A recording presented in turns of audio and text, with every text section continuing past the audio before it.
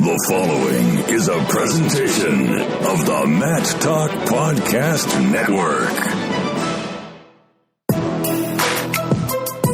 You are now tuned in to the PA Power Podcast, featuring Jeff Upson and Eric Knopsynder. PA Power Wrestling. PA Power Wrestling. Pennsylvania is wrestling. What's going on, wrestling fans? You are now tuned in to the PA Power Podcast. I'm your host, Jeff Upson, joined as always by Eric Knopsynder. And Eric, it's hard to believe, but the individual postseason is upon us. It starts basically now. Didn't we just do like 2 weeks ago the preseason podcast? Where did this season go, Jeff? I feel like we were down in Super 32 like last month. But it's just flown by. Yeah, it really has, and it's hard to believe. But I guess when you're having fun, time goes by pretty quickly, and I've been having a lot of fun this year. Covering all the wrestling across the state and out of state as well. So looking forward to these next couple of weeks here between postseason in high school, and then we go to NCAAs, and it's just it's a real treat for us to do what we love and cover wrestling across the state. Yeah, it's been, as you said, just a great season, and this is the most fun part of it now. Heading into the postseason, got some district tournaments starting this weekend, and as you said, just keep it rolling from there on into the regionals and state finals, and then NCAAs. Just a lot of great wrestling coming up for us.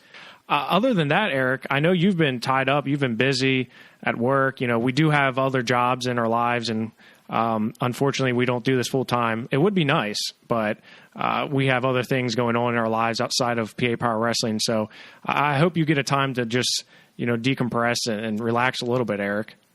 Yeah, I mean, for me, going to these wrestling events a lot of times is on my days off.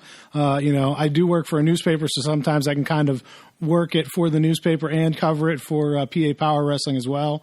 But, to me, that's the fun part of the job, is getting to go to the wrestling tournaments and do all this stuff. So, unfortunately, I wasn't able to make it to the state duels.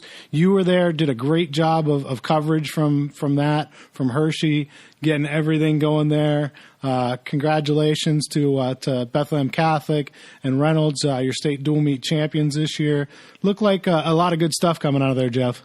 Yeah, it was a lot of fun, and I'm just now starting to feel a little bit better. I've been really the Monday was a little bit tough. I was dragging a little bit because 3 days at Hershey, and then we ran up to State College, and then back to Pittsburgh, and obviously doing a lot of work trying to get all the recaps together and stuff. So I mean, it's common knowledge. I'll work 7 days a week for the wrestling season throughout. So it's a lot of fun. But as you said, there was a lot of good things that happened in Hershey. A lot of things that I think we should touch on that have been discussed across the last few weeks, and especially this last week. But the first thing, Eric, I wanted to bring up is the attendance at the Giant Center. And, I feel like for years we've been talking about this, but the attendance at the Giant Center for the team duels is not high. And I think that is attributed to a lot of different things. Number one, the first day, it's on a Thursday. So, I mean, you're talking about teams from Southern Columbia, Reynolds, Brookville. I mean, you're having to take time off of work. So, I mean, parents, even assistant coaches, people that aren't able to make it because they have other jobs, that's an issue. I mean, on Saturday, you're really the only day that's not a working day. You're only there wrestling for 2 hours because the Hershey Bears are coming. And my gosh, if you are there a second late, they have security on the floor. I mean, we were there, got done interviewing Coach Casey Taylor, and security was like, you got to pack up. You got to go. We Hershey Bears are coming to town. I'm like, really? This every year it happens this way. Yeah, I know. I mean, I love Hershey. I love the Giant Center, but it is really difficult whenever they're pushing you out of there like that.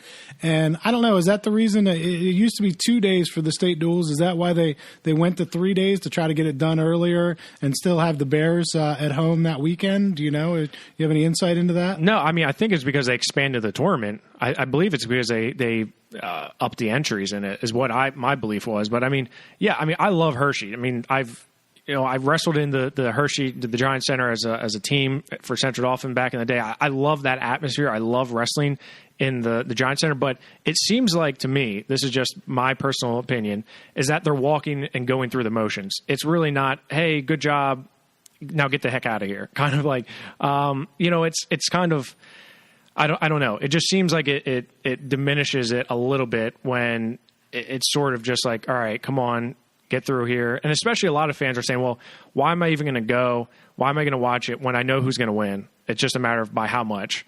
When you looked at, especially this year, I mean, Becca and Reynolds were heavy favorites, in my opinion, in each of their classes. So I don't know. I mean, do you ever feel that way, that the excitement level for the team duels may be down a little bit? I mean, I know some teams at the state tournament this year that basically threw in the towel and were like, hey, we're going to get ready for individuals. Like, we're banged up. And I don't get it, because I know, and I listen to other podcasts, talk about NCAA and, the importance of duels and all that. I love dual meets. I mean, I think to me, a dual meet is really shows the best team overall, because, you can have 3 state champions and go to the individual tournament and be, a team champion, or at least in the top 3 probably, with just a couple guys. I love the fact that you have to show your depth and show that you're a real team. I'm not sure why that doesn't transcend to putting butts in seats and why people aren't there for it. Maybe you're right. Maybe it is part that you can pretty much pencil in Reynolds and Becca this year for team titles. I think that, and we'll get into this a little bit later, but I think that the private schools definitely don't draw as well as a public school. I know Chestnut Ridge, I wasn't there this year, but I'm guessing that they had a strong fan group base there, as they do everywhere they go. I mean, when they go somewhere, they have a good turnout. So I'm not sure, what it was this year, but team duels in general, the postseason duels don't seem to draw nearly as well as they should, and I'm not sure why. Even in the past years, I know, going to a District 5 or District 6, the dual meet semifinals and finals wouldn't have what a normal dual meet would at Chestnut Ridge. So I'm not quite sure why that is. If it's just people still haven't adapted to it, they don't get behind it as much. But I do see your point that the attendance definitely isn't as good there as it should be. Well, and you have to keep in mind, Chestnut Ridge is an anomaly. I mean, those guys, they're crazy. I mean, their fans literally, I mean, you're like, hey, we're going to wrestle on the moon. They're like, all right, like SpaceX, let's go. Like, we're going to take a shuttle up there. I mean, they're literally, they'll go anywhere. I remember when Aaron Burkett was wrestling in the Dapper Dan a few years back, and I think half of the stands were Chestnut Ridge fans. Do you remember that, Eric? I do, and I'm somewhat spoiled, because I know I've had this discussion with other newspaper people that say, oh, man, we go to these matches and nobody's there. And where I am, I'm kind of spoiled, because I'm like, what are you guys talking about? Chestnut Ridge and Bedford wrestle. You have to get there before the junior high match, or you're not getting in, because they close off the gym and say, nope, sorry, we're at capacity. We're not allowed anybody else in. You can go in the cafeteria and watch on closed circuit TV. Yeah, maybe in your region there are, and you look at the state tournament. I mean, Ridge had a good following, Reynolds did, Burrow had a decent following, and then Boylan Springs had one as well. And I thought Becca had a lot of fans there, so did Kiski area. So I mean, you see a lot of people there, but it's just, I mean, I guess I don't know. Maybe it might be I'm looking at it in a way that I wish it would be a little bit more.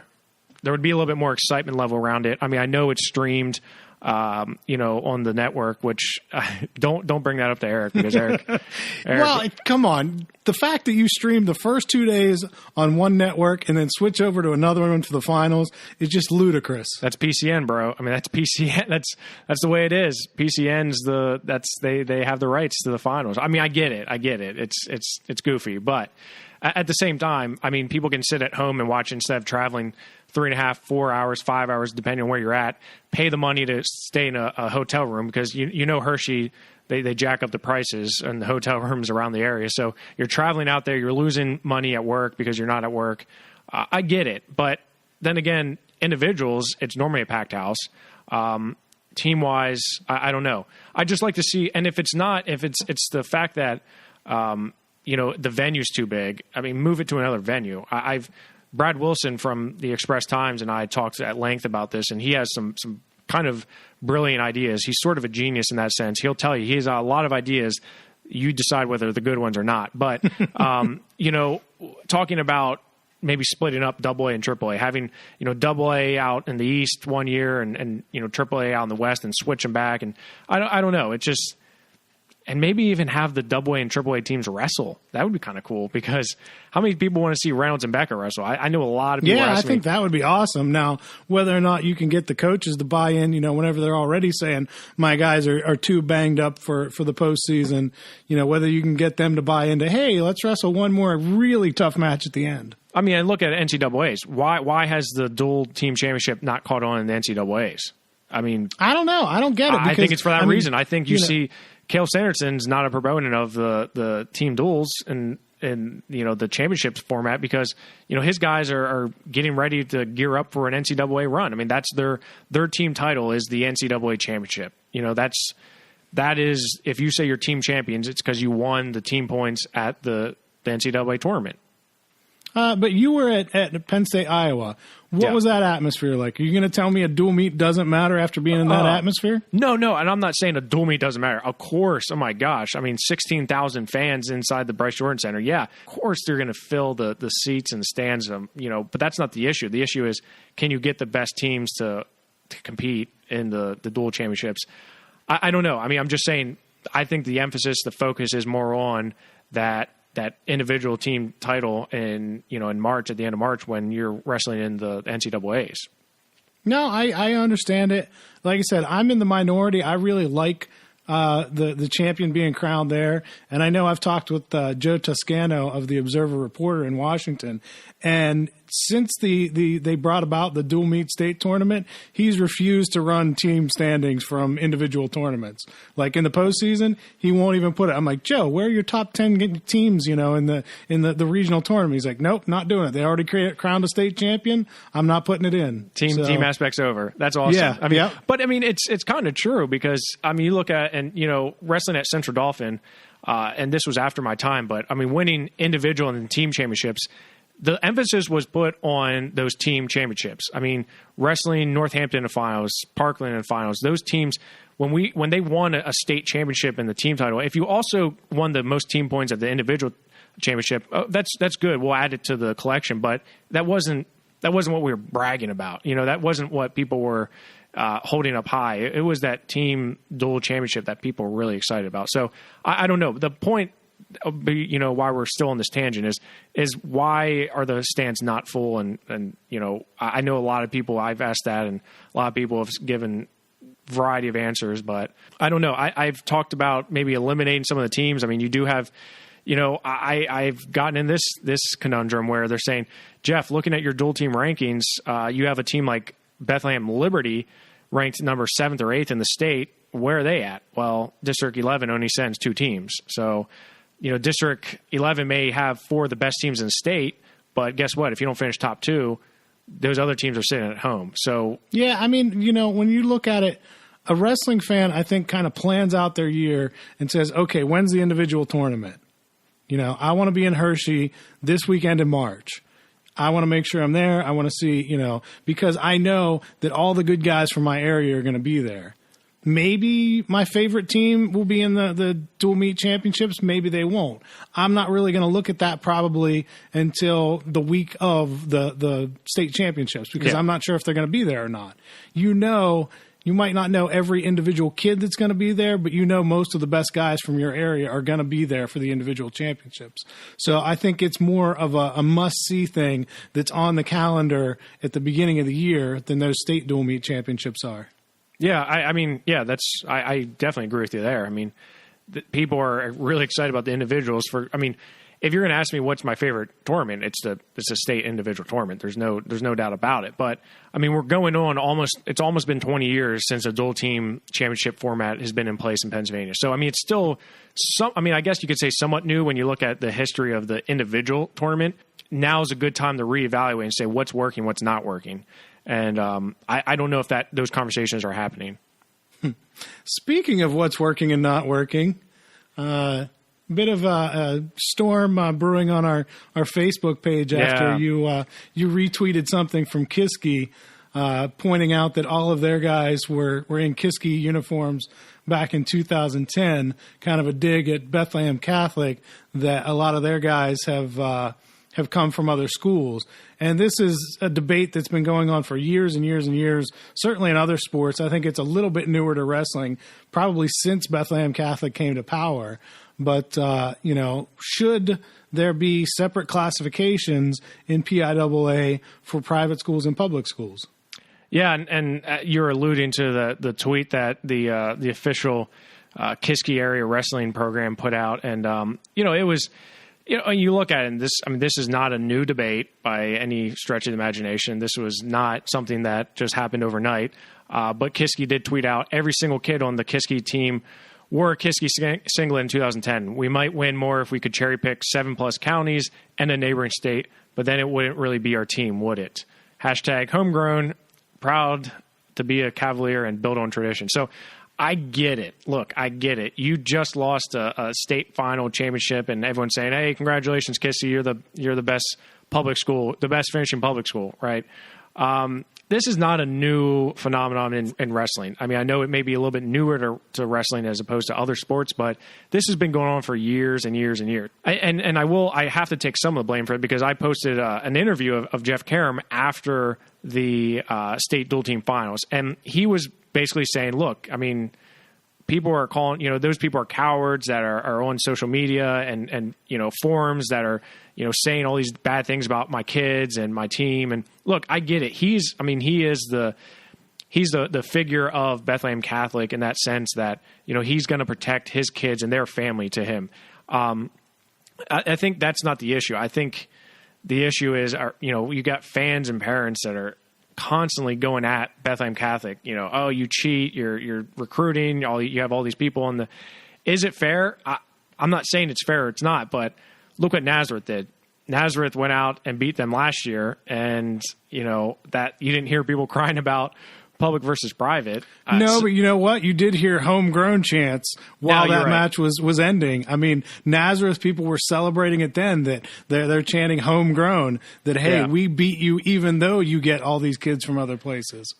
Yeah, absolutely. I mean, you hear it every year, the homegrown. And look, we could have 3 podcasts on this entire topic, but the point is the people are hating on Becca hard.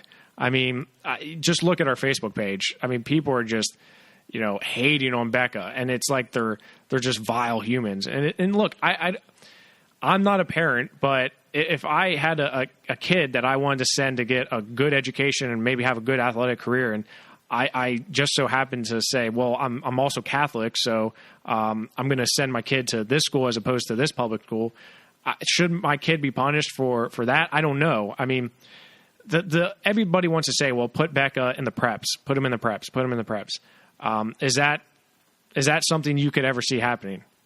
No, I don't see them being in preps because as far as I know, and I don't proclaim to be an expert on private school educations, but you've got the teams that are preps have on-campus housing, correct? Like, if you're going to Wyoming Seminary, you can come from Texas and live there on campus. I don't think Bethlehem Catholic has that. I think Bethlehem Catholic, you're going to live at home and drive to school.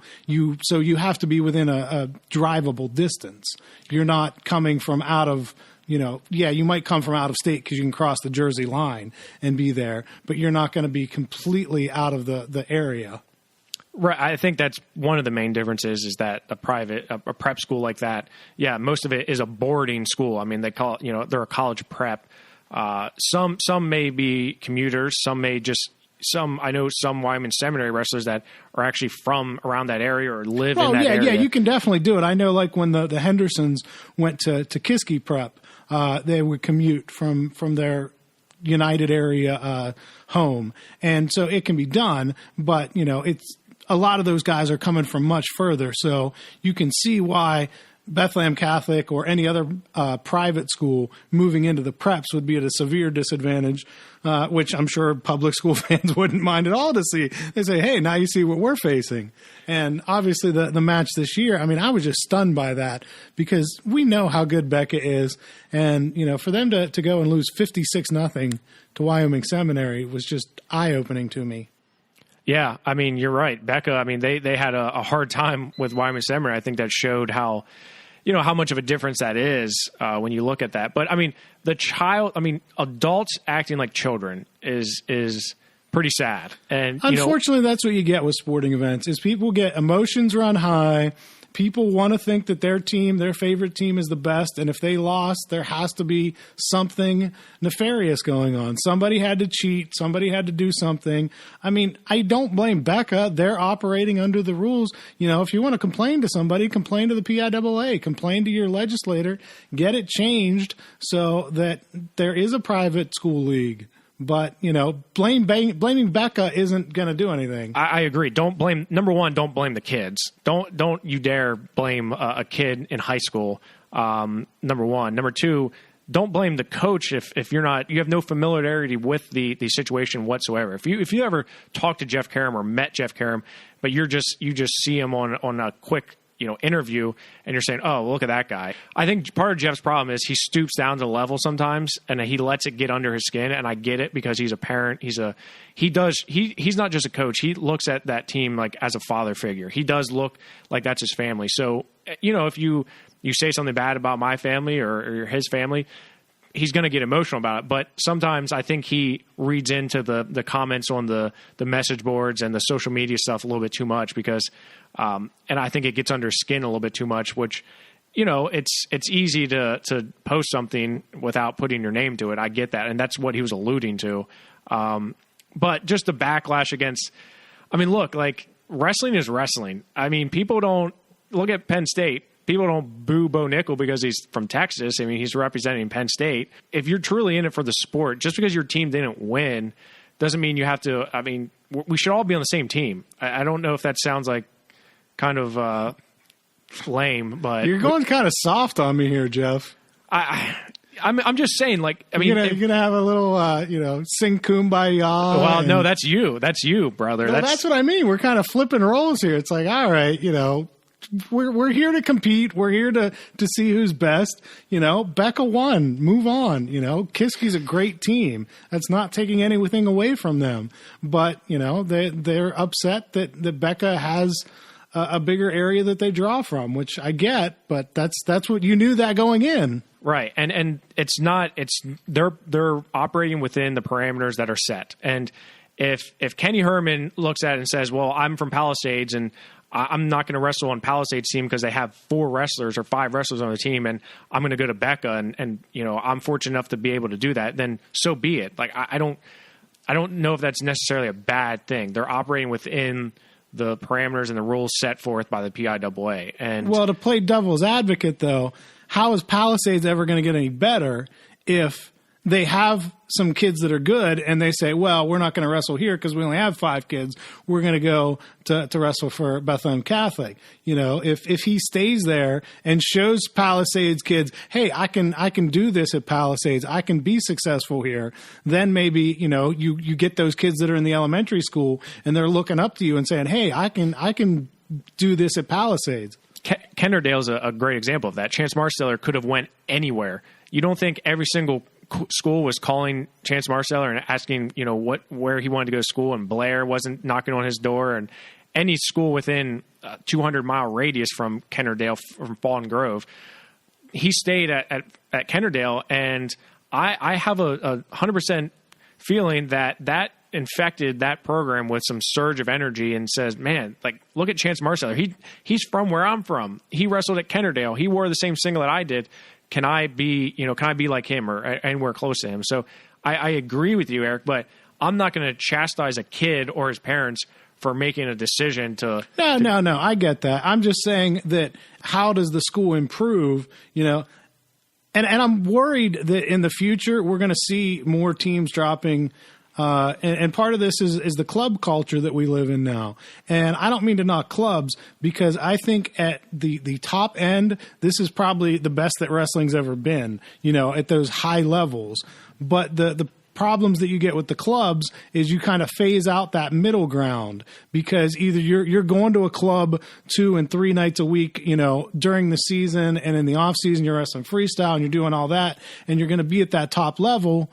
or you're not doing much of anything and you're going to be, at the bottom level in the high school season. So there isn't that middle ground of the kid that wrestles all season and, enjoys it but doesn't go all out, and those kids that are just new to the sport. I think you've kind of eliminated some of that middle ground, and I worry that we might do that with the high schools as well, that we kind of eliminate those middle ground teams. You're opposite ends of the spectrum. You're talking about, that's you have the club team, the elite, you're either really, really good and you compete on Young Guns or Weaver Elite, or you're just an average wrestler and you're like, well, I just wrestle and I show up. And I mean, can you imagine, for example, if like Young Guns and Weaver Elite like wrestled in the state tournament finals or something like that? I mean, you see this down in Disney, you see it at the different, Virginia Beach and things like that. And, those are fun environments to be in and fun matches to watch. But I don't know.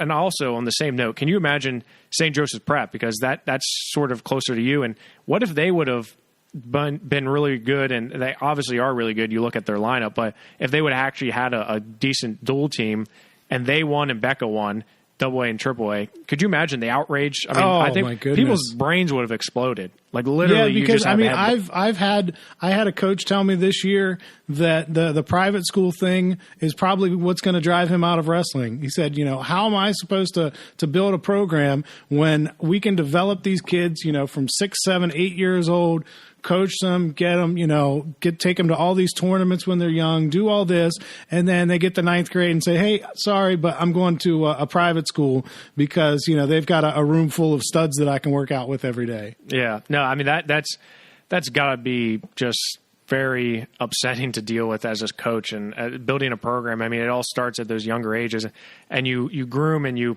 have a kid or kids that just stay on your program, and all of a sudden they're gone and they're somewhere else. And I think if anything, the PIAA needs to look into it's how are these kids ending up there, right? I mean, actively recruiting people to come to certain schools is one thing.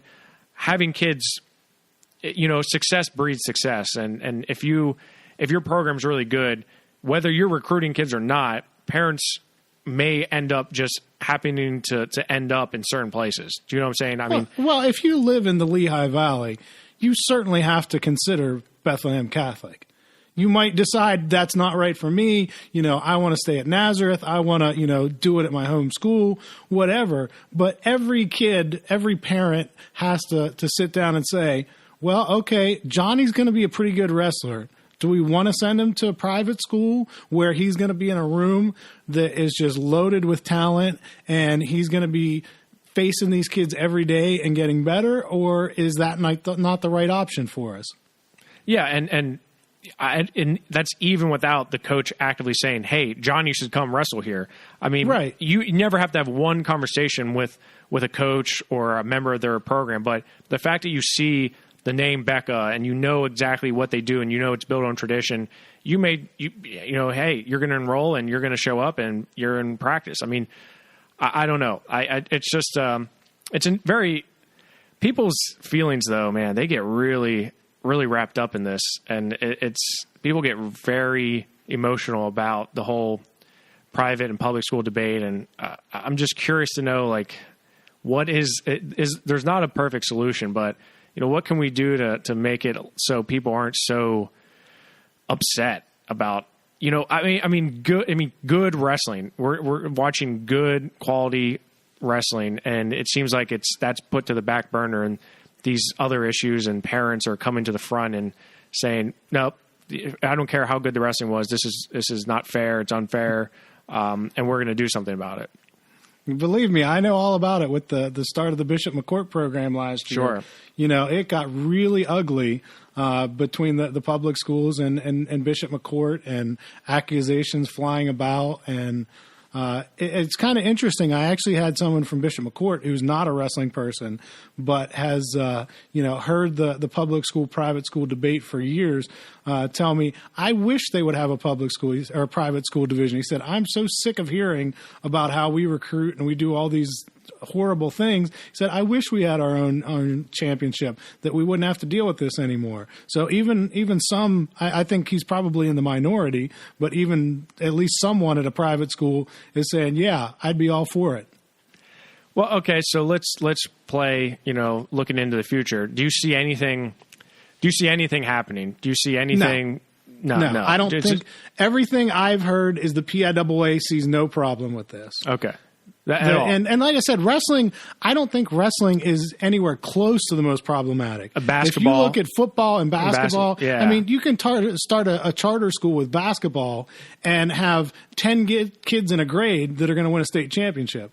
Yeah, that's true. The charters, I mean, that I don't obviously follow basketball, and I'm sure most of our listeners probably don't either. Are we going to start a PA Power basketball? Absolutely not. If that's the case, you should just take me out back. We're going to be like Flo. We're going to have PA Power marching.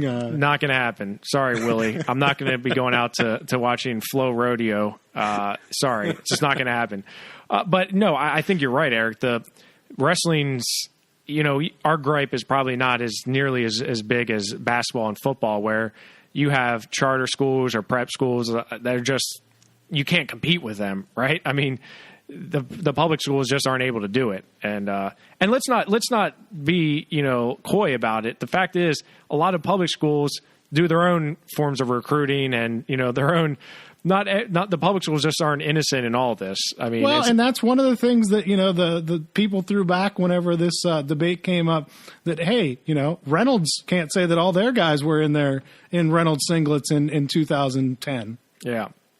They've been accused of, I don't know if outright recruiting, but certainly they've had kids move into the school district because of that history there. Sure. That want to be a part of the program.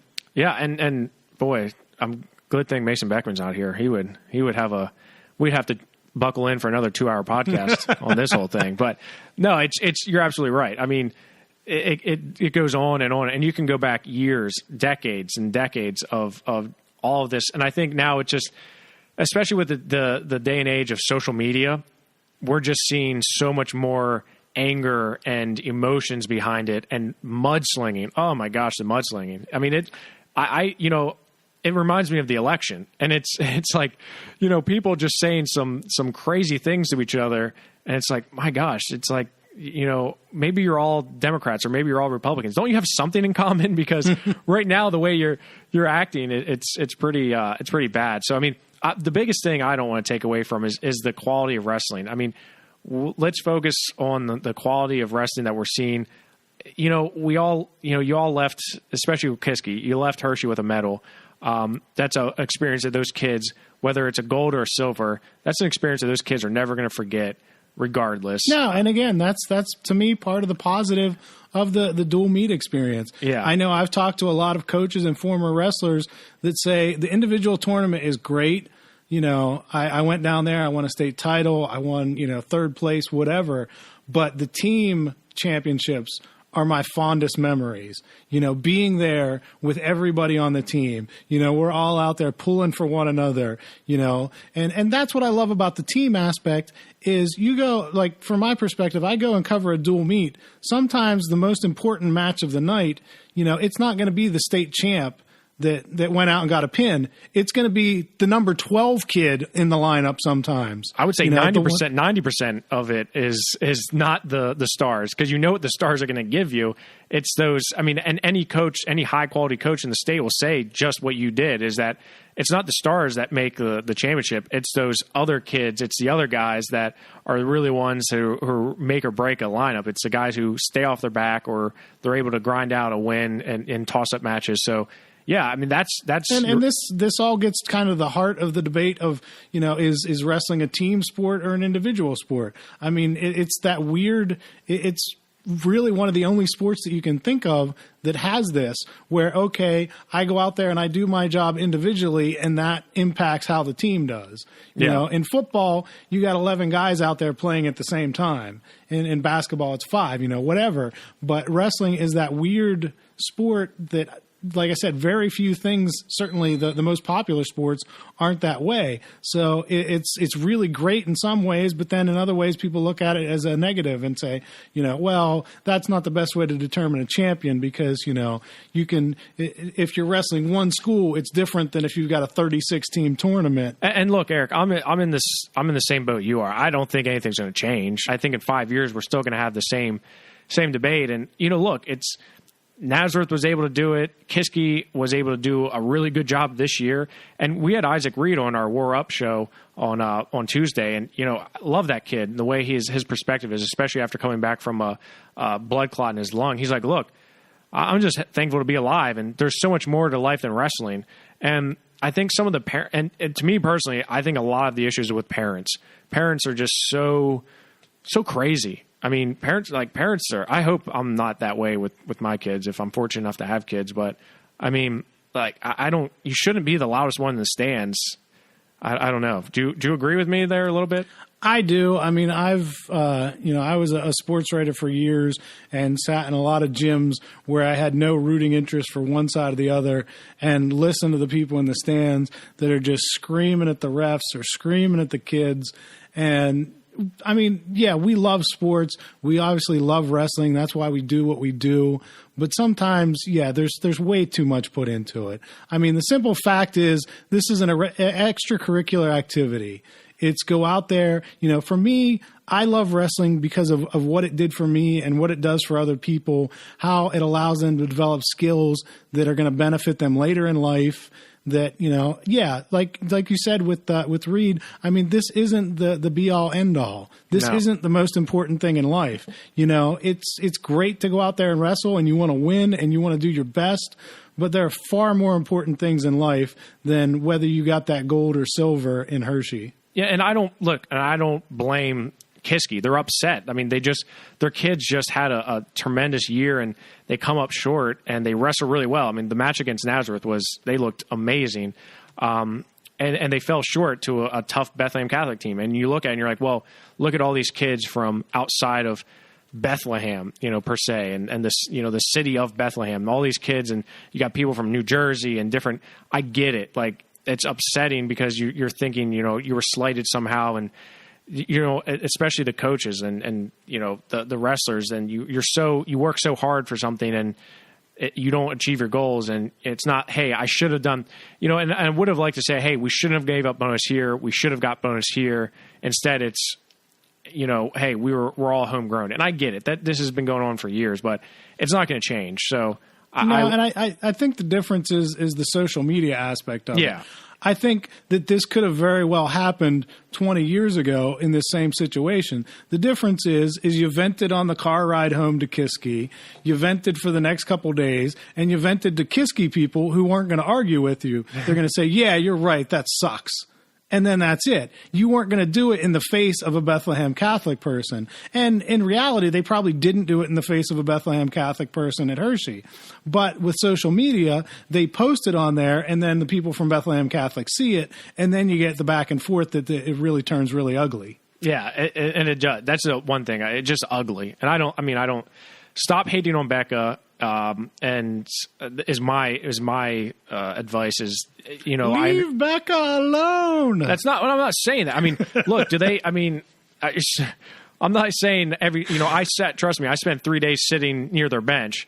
I'm not saying every single one of their kids is a great human being. I mean, just from what they were yelling and some of the actions that were taken on the bench, and no team is perfect. I get that. But at the same time, I still don't want to, I don't want to see this division of, I don't know. Any closing thoughts on that, Eric? No, as you said, I mean, that was very divisive. One of the things that I think really showed the good side of wrestling and the way that people can come together. Last time we told you about Keaton Furry, a North Star wrestler who had to undergo emergency brain surgery. And here, I think social media really showed how great the wrestling community is, because we had over, I think it was the last I saw, I think it was 130,000 people reached on the Keaton Furry update and how he was doing, and everybody came together and was doing things to help him out. Chestnut Ridge at the state tournament had shirts on that said Keaton Strong and had the North Star logo, which is one of their rivals, the team they beat in the District 5 finals. So, I mean, I think that kind of shows the great side of wrestling and everybody coming together. So kind of the flip side of the negatives that we saw, the Keaton Furry thing was really good, and we got great news last night. He was discharged from the hospital. He's doing really well. Had the cyst removed. It was non-cancerous. So great news there. Unfortunately, he's one of the guys that we're not going to be able to see in the postseason. And I know there are quite a few of those that we saw when the brackets came out, some high-profile guys that aren't going to be available in the postseason. But yeah, Eric, and you bring up a great point. And, for all the negativity we see on social media, I was overwhelmed and astonished by the outpouring of support that the North Star program and Keaton Furry were able to get just from a simple post that said, hey, guys, we got to support one of our own here. And the amount of just support, whether if it's just verbal and just saying, hey, we're thinking about you, we're praying for you. As when social media rears its ugly head, it's ugly. But my gosh, when you see something as positive as Keaton Furry and the way that the wrestling community came out and supported it, man, I mean, I guess it really is a family because, I mean, you don't get along with all your family members and you have heated debates. Yeah, I mean, so basically this is the Thanksgiving fight at the state duels, but we're all going to make up and love one another. Yeah. Jeff Karam and Jody Karam, brothers, they don't really like each other on the mat. And I don't know what the relationship was like off the mat, but, you're still family nonetheless. And, the wrestling, this was our Thanksgiving dinner where you have something, we all come together for that ailing, family member who needs support. But then when it comes down to who's hosting or who's traveling the furthest, and all of a sudden the knives come out, it's like, you gotta watch out who's coming behind you. So, the wrestling community is a strong one, and the outpouring there was just incredible. And I'm so happy to hear that Keaton's doing, just a lot better than it first was initially reported. Like you said, it was very scary, and such a good kid. And I love the North Star program. So I'm just happy to hear that, things are looking better for him. Yeah, definitely good news there. Unfortunately, his wrestling career is over at this point. I found out last night, I didn't realize one of the really big names in AA, Dominic Fundy from Beth Center, he's an underclassman, so he'll be back, but he's not going to be able to wrestle this postseason. That's a big blow. Yeah, he was a state runner-up last year, and you're looking at where he could finish at, especially when you look at how deep AA is at 182 pounds. But I believe it's a hand injury that's going to keep Dom Fundy out of the postseason. So that's a huge loss to the overall depth of the state tournament. So you figure a guy like him is a runner-up last year. And luckily he does have, as you said, another year after this. So that's fortunate. But there's a few others that are actually – few others that are moving up in weights, moving down in weights a little bit. We don't have all the seedings and all the brackets just yet. Yeah, some interesting things there. One of the biggest names, another state runner-up, two-time state runner-up actually, Anthony Walters of Bishop McCourt. He's been kind of bouncing between 195 and 220 all season, and there was talk about him going 220 for the postseason, and that's exactly what he's going to do, give himself a chance to win a state title there after coming up short a couple times. Yeah, and he's going to have a big test right off the gate here with Landon Fisher, who we saw pin the number one kid in the state, and Dom DeLuca at the state tournament, the state dual tournament. So, he's going to be tested pretty early on at the District 6 tournament if they both advance into the final. So, I'm not totally shocked by that move. I mean, we saw Josiah Jones move up from 220 to heavyweight, and I'm not. Now, Anthony Walters I thought, a shorter 195 pounds. I mean, he's a tank. So, what do you think his chances are at 220? I mean, that's not moving up from 33 to 41. That's a pretty big jump. Well, I don't think strength is going to be an issue for him, as you said. I mean, the kid is just so strong. Length could be an issue, if he's and Dominic DeLuca is actually one of those guys that's really long and presents a huge contrast in styles there. You know, how does he handle that kind of length? I think he's wrestled enough big, tall guys in his career that it's not going to be a total shock to him. Just, you know, when you get to that elite level, will the weight make a difference? I don't know. I mean, we know that winning a title at 95 was going to be awfully difficult. There's a guy by the name of Gavin Hoffman there at 195 that presents a little bit of an issue for Anthony. So I'm not surprised by the move up from 195 to 220. Another guy who's moving up, who I got to see last weekend at the state tournament, was Gage Garcia from Southern Columbia. He's bumping up from 170 to 182. So that's an interesting move. I thought, I mean, he's a big, strong guy, and he's been wrestling up at 82 a lot, especially for the team aspect of it. So I don't think that's going to be too much of an issue for him adjusting to 182. And but that, you know, we're talking about Dom Fundy being out at 182.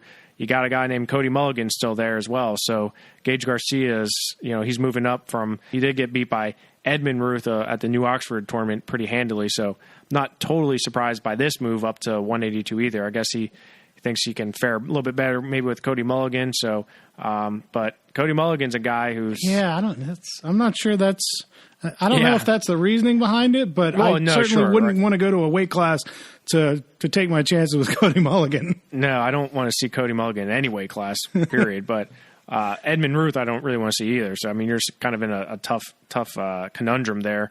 AJ Burkhart from Athens, he dropped from 132 to 126.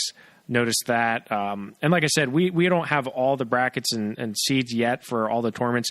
A lot of districts don't start this weekend. A lot of AAA teams, they don't start until next week. Some AA teams don't start to next week as well. So, but we will see a lot of the seeds coming out tonight, at least Thursday night. You'll be seeing basically all the seeds that will be happening. We'll be seeing those tonight, so we'll have a better idea. And that's when we're going to update our state rankings, is once we know where everybody's at. And I'm excited, Eric. I'm excited to see how it all shapes out. And there was a few other guys dropping that I thought that's definitely going to raise some eyebrows. Sammy Sasso from 152 to 145. I think that's going to happen. I saw at the state dual team tournament, he weighed in pretty darn close to 145. It's most likely going to happen. You're going to see a shift in lineup for the Nazareth Blue Eagles there. You got Sean Pearson coming down from 26 to 20. You got Drew Clearly coming down from 32 to 26. Chernigli at 32. Stefanik at 38. So you look at it and you say, well, where's Ryan O'Grady going to go? I don't know. He's going to have to beat out either Chernigli or Stefanik up at 38 or 32. And then Sammy Sasso down at 45. That 45 is now becoming, you look at Luke Kemmer, he's been number one all year. But what did that do to 152 in AAA? That opens it wide open, because right now at 52, outside of Sammy Sasso, it's pretty wide open. You got Evensky from Scranton, McClanahan from Bald Eagle area, but it's really wide open in my opinion. Yeah, that definitely. Anytime you have a guy of a quality of Sasso moving out of there, that opens things up for other guys. So it'll be interesting to see what happens there.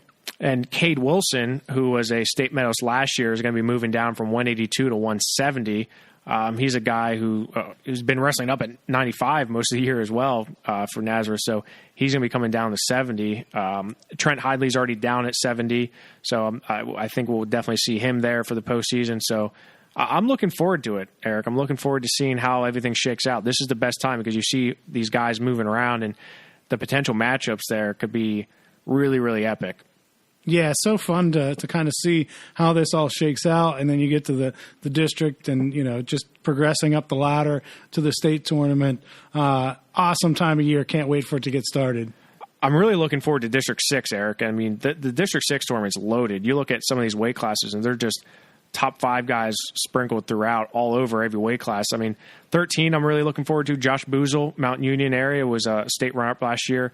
And a freshman who's a stud, Brock McMillan from Glendale. Those two are in a collision course. I'm looking at a lot of these weights classes and thinking, man, this is going to be tight. So District 6 is one that's happening this weekend. Really looking forward to it.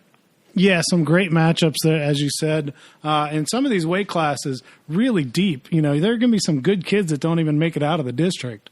And as you said, Boozle and McMillan, probably the highlight. We got to have that happen earlier. I didn't get to see it, unfortunately.